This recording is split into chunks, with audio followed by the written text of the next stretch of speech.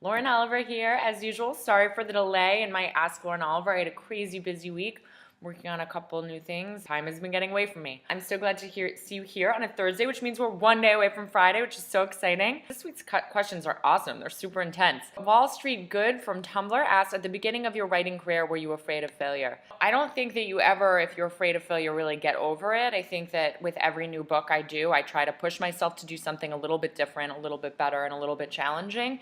And in that sense, I think I'm always writing a book that's a little bit too hard for me at the time. Everyone who succeeds has also had a lot of failures behind them. And actually, I think that innovation is really important to success, which means that pretty much 90% of the things you should do should be failures.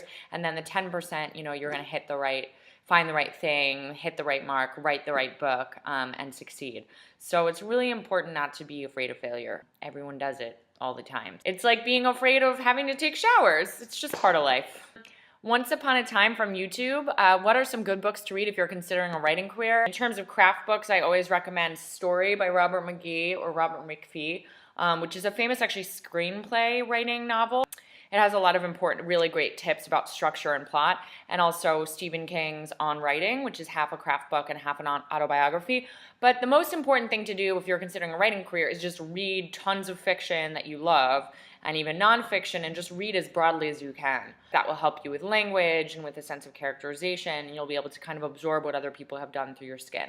If you're considering a writing career, keep an eye out too, because through my company, Paper Lantern Lit, we've filmed and we'll be releasing a lot of helpful tips for aspiring writers. So that should be up on our website, paperlanternlit.com, very soon. Sydney from Goodreads, do you prefer books written in first or third POV? It really depends. I've written in both. I wrote the Delirium series and Before I Fall in first person. My middle grade's in third. My Panic, which comes out in March, is in third person. And now I'm writing a book which has returned to first person. I think it depends on the book and on what kind of effect you're trying to convey. So yeah, no preference. I like them both.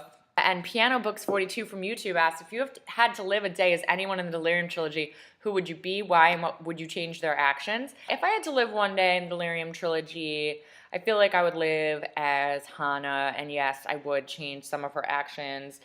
Without giving away too many spoilers, I would make sure that she doesn't betray Lena ever. But also, I think it would be awesome if she tried to escape with Lena and Alex to the wilds at the end of book one.